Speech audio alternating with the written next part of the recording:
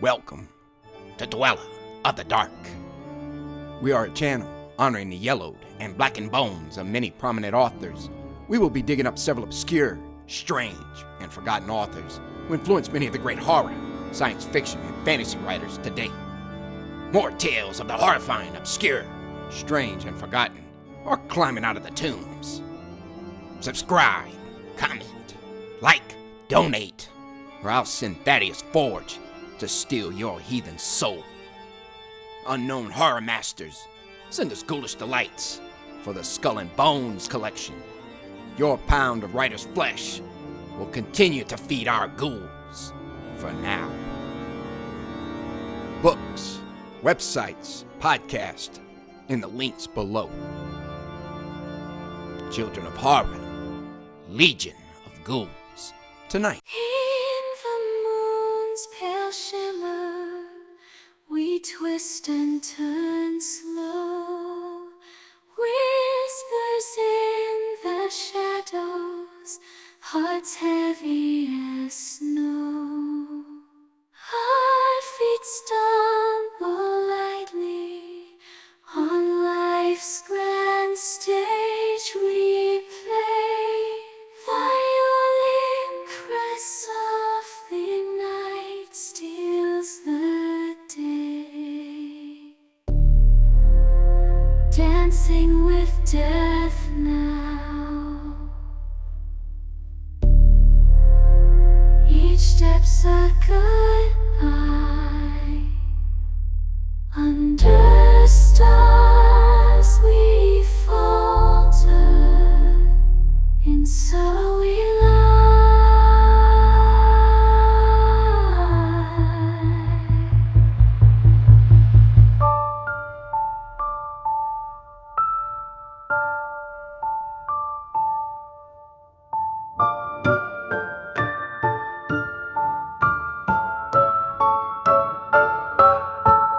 Dancing with death now, in sorrow we lie.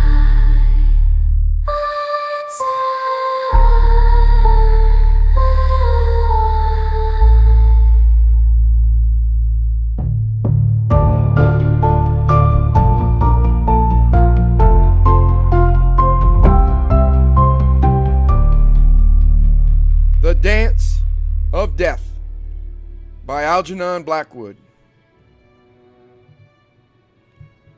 Brown went to the dance feeling genuinely depressed, for the doctor had just warned him that his heart was weak and that he must be exceedingly careful in the matter of exertion.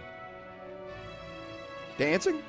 He asked, with that assumed lightness some nature's effect in the face of a severe shock, the plucky instinct to conceal pain. Well, in moderation, perhaps, hummed the doctor. Not wildly, he added, with a smile that betrayed something more than mere professional sympathy. At any other time, Brown would probably have laughed, but the doctor's serious manner put a touch of ice on the springs of laughter. At the age of 26, one hardly realizes death. Life is still endless. And it is only old people who have hearts and such like afflictions. So it was that the professional dictum came as a real shock. And with it too, as a sudden revelation, came that little widening of sympathy for others that is part of every deep experience as the years roll up and pass. At first, he thought of sending an excuse. He went about carefully, making the buses stop dead before he got out, and going very slowly up steps.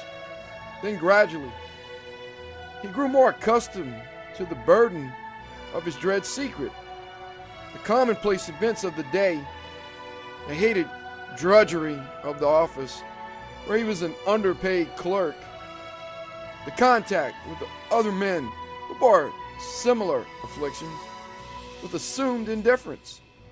The fault-finding of the manager, making him fearful of his position, all this helped to reduce the sense of first alarm, and instead of sending an excuse, he went to the dance. As we have seen, feeling deeply depressed and moving all the time as if he carried in his side a brittle glass globe that the last jarring might break it into 1,000 pieces.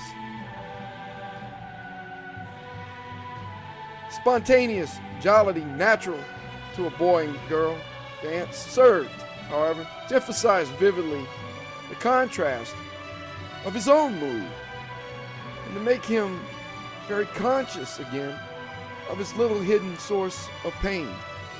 But though he would gladly have availed himself of a sympathetic ear among the many there whom he knew intimately, he nevertheless exercised the restraint natural to his character and avoided any reference to the matter that bulked so largely in his consciousness.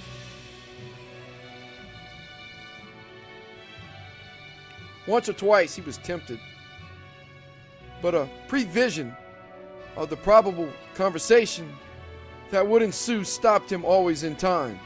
"Oh, I am so sorry, Mr. Brown, and you mustn't dance too hard, you know?" And then his careless laugh as he remarked that it didn't matter a bit, and his little joke as he whirled his partner off for another spin. He knew, of course, there was nothing very sensational about being told that one's heart was weak. Even the doctor had smiled a little, and he now recalled more than one acquaintance who had the same trouble and made light of it. Yet it sounded in Brown's life a note of profound and sinister gloom. It snatched beyond his reach at one fell swoop all that he most loved and enjoyed, destroying 1,000 dreams and painting the future a dull, drab color without hope. He was an idealist at heart, hating the sordid routine of the life he led as a business underling. His dreams were of the open air, of mountains, forests, and great plains, of the sea, and of the lonely places of the world. Wind and rain spoke intimately to his soul, and the storms of heaven, as he heard them raging at night round his high room in Bloomsbury, stirred savage yearnings that haunted him for days afterwards with the voices of the desert. Sometimes, during the lunch hour, when he escaped temporarily from the artificial light and close air of his high office stool, to see the white clouds sailing by overhead, and to hear the wind singing in the wires, it set such a fever in his blood that for the remainder of the afternoon he found it impossible to concentrate on his work, and thus exasperated the loud-voiced manager almost to madness. Having no expectations and absolutely no practical business ability, he was fortunate, however, in having a place at all, and the hard fact that promotion was unlikely made him all the more careful to keep his dreams in their place, to do his work as well as possible, and to save what little he could. His holidays were the only points of light in an otherwise dreary existence, and one day, when he should have saved enough, he looked forward vaguely to a life close to nature, perhaps a shepherd on 100 hills, a dweller in the woods, within sound of his beloved trees and water, where the smell of the earth and campfire would be ever in his nostrils, and the running stream always ready to bear his boat swiftly away into happiness. And now, the knowledge that he had a weak heart came to spoil everything. It shook his dream to the very foundations.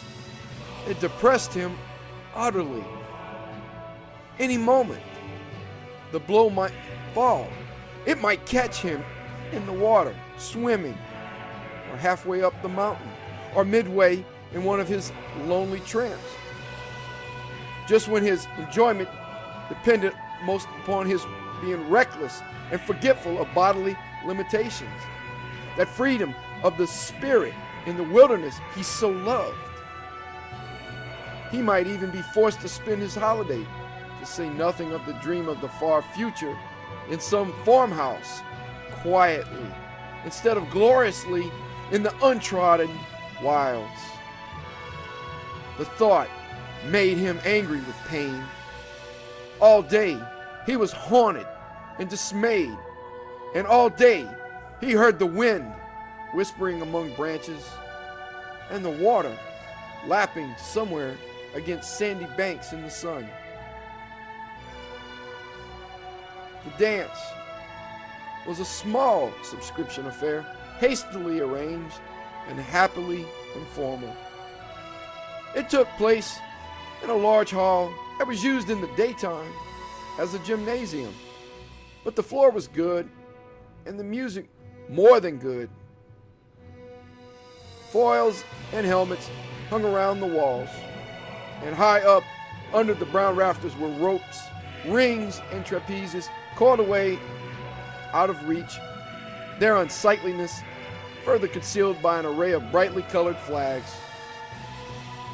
Only the light was not of the best, for the hall was very long, and the gallery at the far end loomed in a sort of twilight that was further deepened by the shadows of the flags overhead. But its benches afforded excellent sitting out places, where strong light was not always an essential to happiness, and no one dreamed of finding fault. At first he danced cautiously, but by degrees the spirit of the time and place relieved his depression and helped him to forget. He had probably exaggerated the importance of his malady. Lots of other fellows, even as young as he was, had weak hearts and thought nothing of it. All the time, however, there was an undercurrent of sadness and disappointment not to be denied. Something had gone out of life. A note of darkness had crept in. He found his partners dull, and they, no doubt, found him still duller. Yet this dance, with nothing apparently to distinguish it from 100 others, stood out in all his experience with an indelible red mark against it. It is a common trick of nature, and a profoundly significant one, that just when despair is deepest, she waves a wand before the weary eyes and does her best to waken an impossible hope. Her idea, presumably, being to keep her victim going actively to the very end of the chapter, lest, through indifference, he should lose something of the lesson she wishes to teach. Thus it was that, midway in the dance, Brown's listless glance fell upon a certain girl, whose appearance instantly galvanized him into a state of keenest possible desire. A flash of white light entered his heart and set him all on fire to know her. She attracted him tremendously. She was dressed in pale green and always danced with the same man, a man about his own height and coloring, whose face, however, he never could properly see. They sat out together much of the time, always in the gallery where the shadows were deepest. The girl's face he saw clearly, and there was something about her that simply lifted him bodily out of himself and sent strange thrills of delight coursing over him like shocks of electricity. Several times their eyes met, and when this happened, he could not tear his glance away. She fascinated him, and all the forces in his being merged into a single desire to be with her, to dance with her, speak with her, and to know her name. Especially, he wondered, who the man was she so favored. He reminded him so oddly of himself.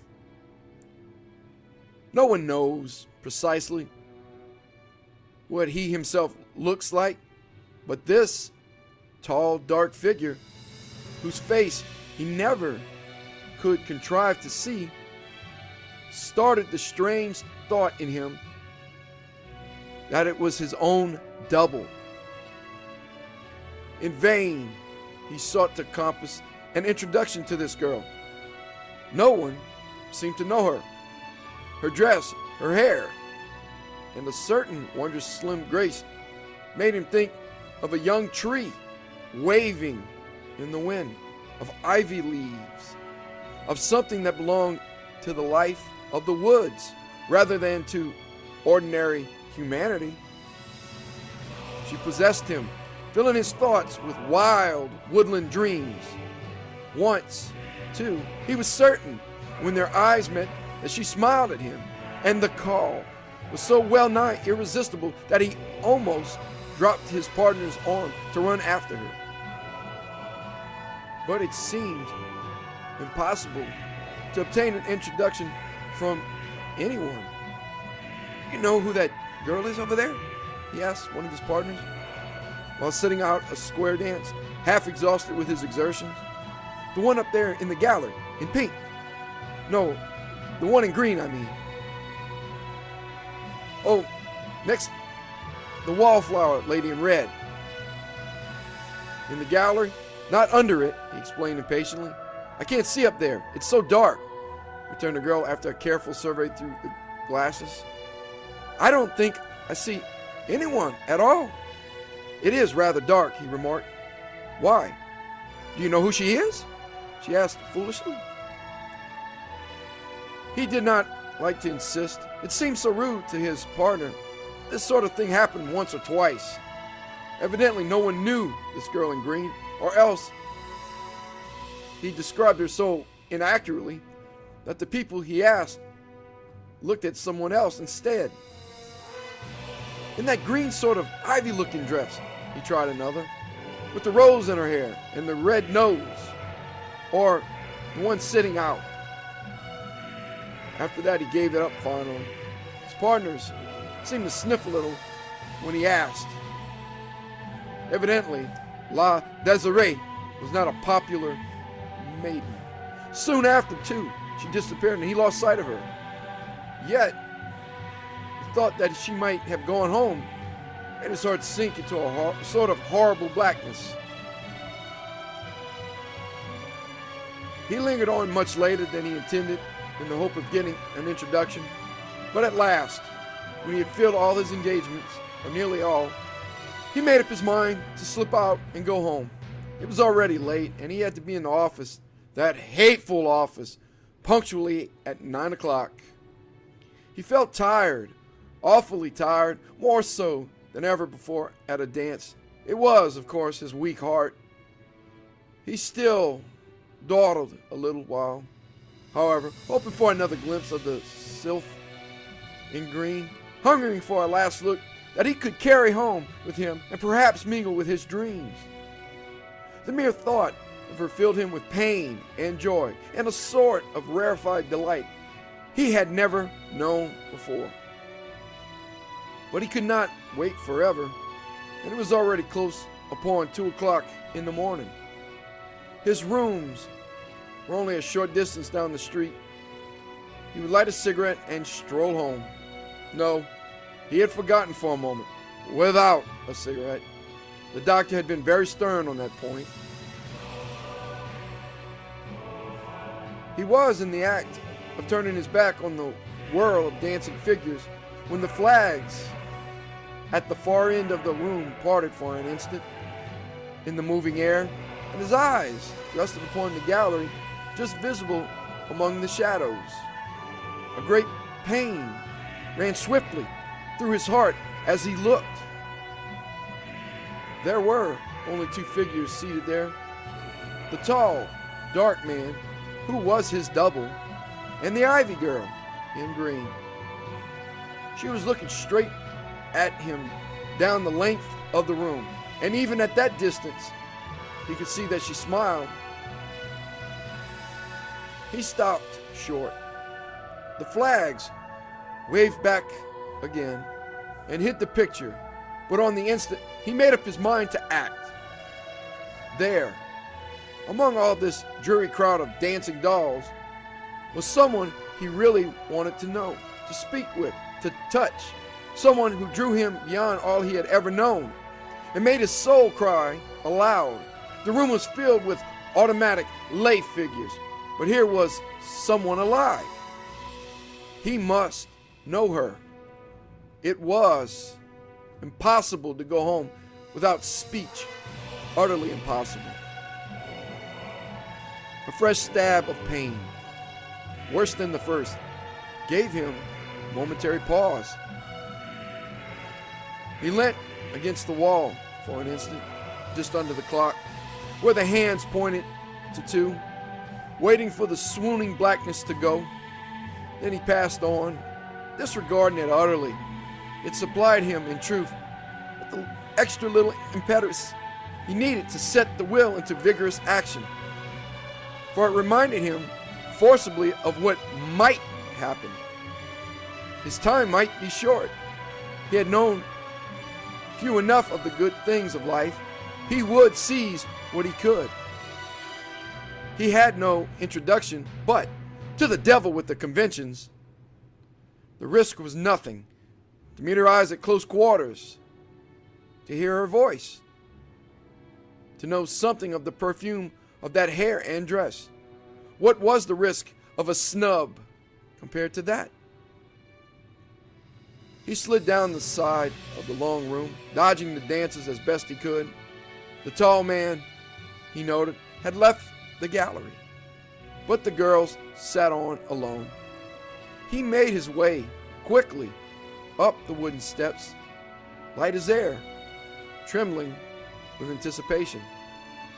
His heart beat like a quick padded hammer, and the blood played a tambourine in his ears. It was odd. He did not meet the tall man on the stairs, but doubtless there was another exit from the gallery that he had not observed. He topped the stairs and turned the corner. By Jove, she was still there, a few feet in front of him, sitting with her arms upon the railing, peering down upon the dancers below. His eyes swaying for a moment, and something clutched at the very roots of his being. But he did not hesitate. He went up quite close past the empty seats, meaning to ask naturally and simply if he might beg for the pleasure of a dance. Then, when he was within a feet of her side, the girl suddenly turned and faced him, and the words died away on his lips. They seemed absolutely foolish and inadequate. "Yes, I am ready," she said quietly, looking straight into his eyes. "But what a long time you were in coming. Was it such a great effort to leave?"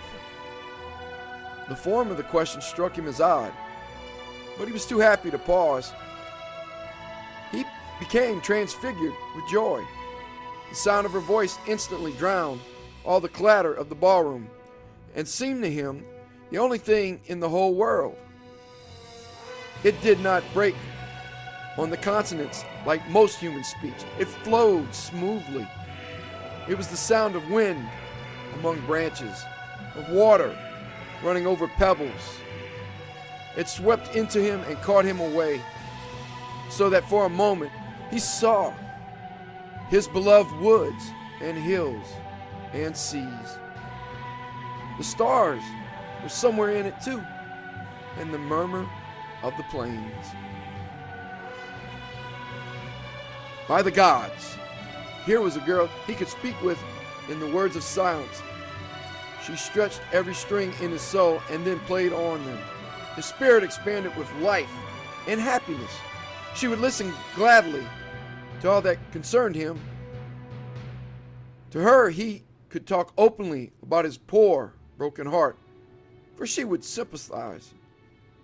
Indeed, it was all he could do to prevent himself running forward at once, with his arms outstretched to take her. There was a perfume of earth and woods about her. "Oh, I am so awfully glad," he began lamely, his eyes on her face. Then, remembering something of earthly manners, he added, "My name, is something unusual, something indescribable." And her gesture stopped him. She had moved to give him space at her side. "Your name?" she laughed, drawing her green skirt with a soft rustle like leaves along the bench to make room. "But you need no name now, you know." Oh, the wonder of it. She understood him. He sat down with a feeling that he had been flying in a free wind and was resting among the tops of trees. The room faded out temporarily. "But my name, if you like to know, is Isidie," she said, still smiling. "Miss Isidie?" he stammered, making another attempt at the forms of worldly politeness. "Not Miss Isidie," she laughed aloud merrily. It surely was the sound of wind in poplars. "Isidie is my first name, so if you call me anything, you must call me that." The name was pure music in his ears, but though he blundered about in his memory to find his own, it had utterly vanished. For the life of him, he could not recollect what his friends called him. He stared a moment, vaguely wondering, almost beside himself with delight. No other girls he had known. Ye heavens above! There were no longer any other girls. He had never known any other girl than this one. Here was his universe, framed in a green dress, with a voice of sea and wind, eyes like the sun, and movements of bending grasses. All else was mere shadow and fantasy. For the first time in his existence, he was alive and knew that he was alive. "I was sure you would come to me," she was saying. "You couldn't help yourself." Her eyes were always on his face. "I was afraid at first." "But your thoughts," she interrupted softly, "your thoughts were up here with me all the time." "You knew that?" he cried, delighted. "I felt them," she replied simply. You kept me company, for I have been alone here all the evening. I know no one else here yet." Her words amazed him. He was just going to ask who the tall, dark man was when he saw that she was rising to her feet and that she wanted to dance. "But my heart," he stammered. "It won't hurt your poor heart to dance with me, you know," she laughed. "You may trust me. I shall know how to take care of it." Brown felt simply ecstatic. It was too wonderful to be true. It was impossible. This meeting in London at an ordinary dull dance in the 20th century. He would wake up presently from a dream of silver and gold.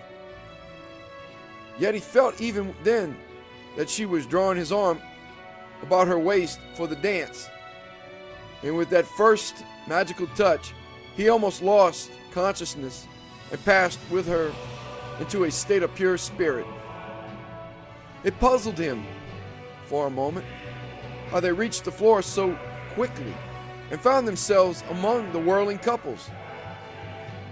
He had no recollection of coming down the stairs, but meanwhile, he was dancing on wings, and the girl in green beside him seemed to fly too. And as he pressed her to his heart, he found it impossible to think of anything else in the world but that and his astounding happiness. And the music was within them rather than without. Indeed, they seemed to make their own music out of their swift, whirling movements, for it never ceased and he never grew tired. His heart had ceased to pain him. Other curious things happened too, but he hardly noticed them, or rather, they no longer seemed strange. In that crowded ballroom, they never once touched other people.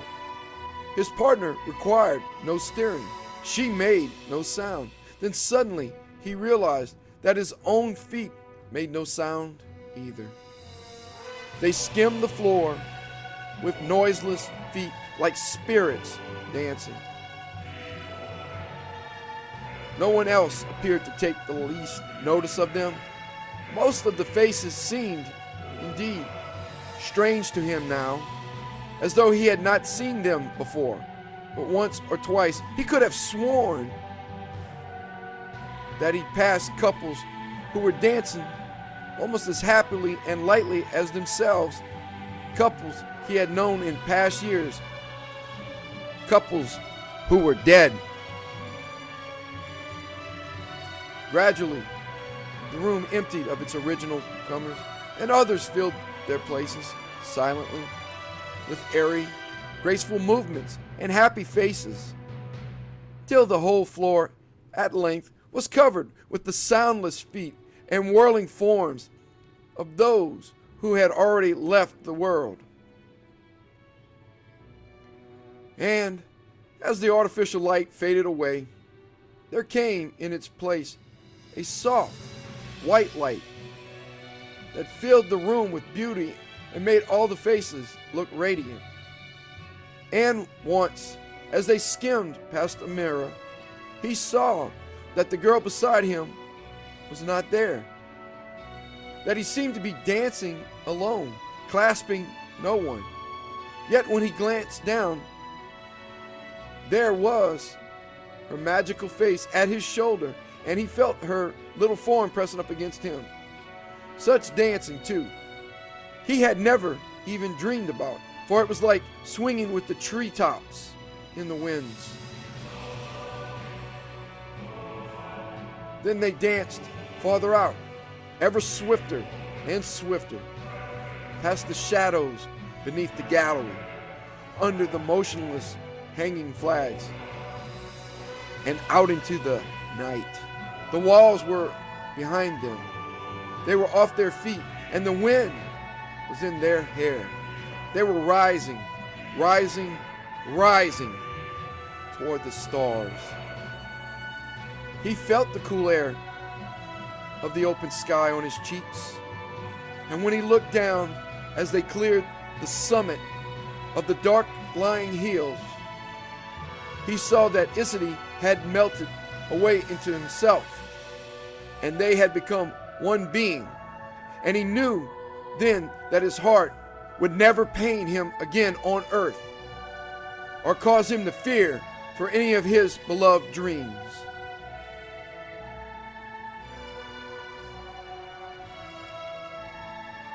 But the manager of the hateful office only knew 2 days later why Brown had not turned up to his desk, nor sent any word to explain his absence. He read it in the paper, how he had dropped down dead at a dance, suddenly stricken by heart disease. It happened just before 2 o'clock in the morning. Well, thought the manager, he's no loss to us anyhow. He had no real business instincts. Smith will do his work much better, and for less money too.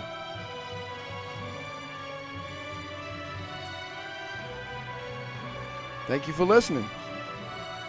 Have a good night.